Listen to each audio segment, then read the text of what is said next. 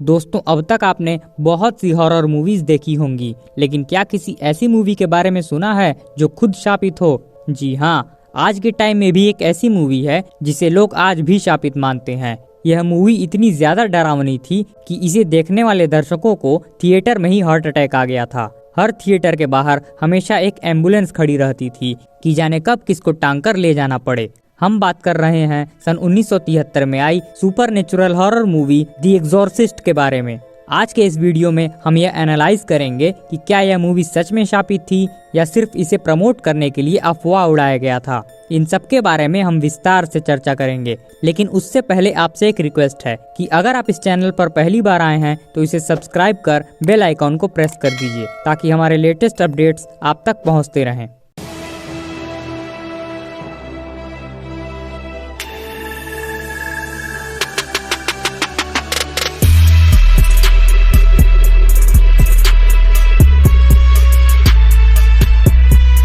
सन 1973 में आई इस supernatural horror movie को विलियम फ्रेडकिन ने डायरेक्ट किया था। यह मूवी सन 1971 में आई अमेरिकन राइटर विलियम पीटर ब्लेटी की नॉवेल पर बेस्ड थी। इसकी कहानी यह है कि एक लड़की पर बेहद ही बुरी आत्मा का साया रहता है, यानी वो उसके वश में रहती है। यह आत्मा इतनी ज्यादा भयानक और ताकतवर थी कि इसे मारना इतना आसान नहीं था। लड़की की माँ अपनी बेटी को हर हाल में बचाना चाहती थी, इसीलिए वो 2 कैथोलिक प्रीस्ट को बुलाती हैं। प्रीस्ट उस पर सारे तंत्र मंत्र आजमाते हैं, लेकिन कोई फायदा नहीं होता है। अब एक ऐसी आत्मा जो भगवान से भी नहीं डर रही है, उसे ये दोनों प्रीस्ट मिलकर कैसे भगाते हैं, यही इस मूवी में दिखाया गया है।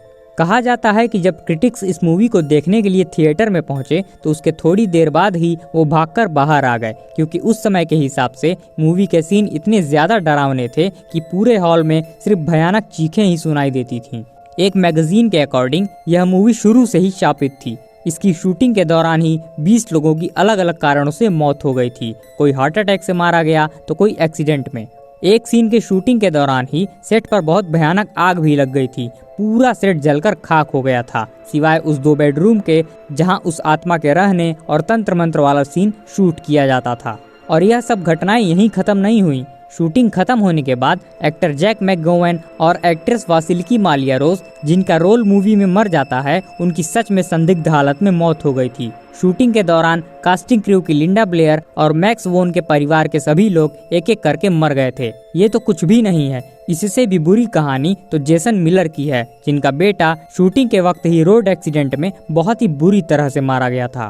कुछ लोगों का यह मानना था कि इस मूवी की एक्ट्रेस पर ही एक बुरी आत्मा का साया है। रोम में इस फिल्म के प्रीमियर के दौरान जैसे ही फैंस चर्च में गए, उसी वक्त चर्च पर बिजली गिर गई, जिसमें क्रिश्चियन क्रॉस टूटकर गिर गया। एक रिपोर्ट के मुताबिक मूवी देखने के बाद काफी ज्यादा लोग डिप्रेशन में चले गए थे, जिसके बाद उनका इलाज करने के लिए चर्च से प्रीस्ट को बुलाया जाने लगा। हालांकि इतना सब कुछ होने के बावजूद भी इस मूवी को लेकर लोगों का क्रेज कम नहीं हो रहा था। इसे देखने के लिए सुबह से सिनेमा हॉल के बाहर लाइन लगनी शुरू हो जाती थी। अब मैटर चाहे जो भी हो, आप इन घटनाओं को कोइंसिडेंस कहिए या लापरवाही, हो सकता है यह सब किसी की साजिश भी हो जो इस मूवी को जानबूझकर बदनाम करना चाह रहा हो, या फिर यह भी हो सकता है कि यह कोई प्रमोशनल स्ट्रेटेजी हो। लेकिन जो मौतें हुई थी उनका जिम्मेदार कौन था? अमेरिका के इतिहास में द वॉचर के केस की तरह यह केस भी आज तक मिस्टीरियस और अनसॉल्व है। अगर आप इस मूवी को आज के टाइम में देखेंगे तो यह मूवी आपको हॉरर के नाम पर कलंक लगेगी,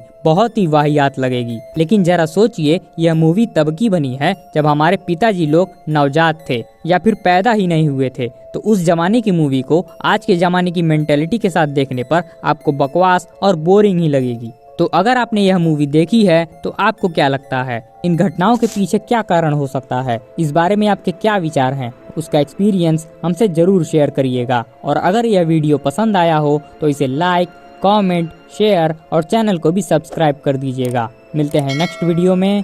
जय हिंद, जय श्री राम।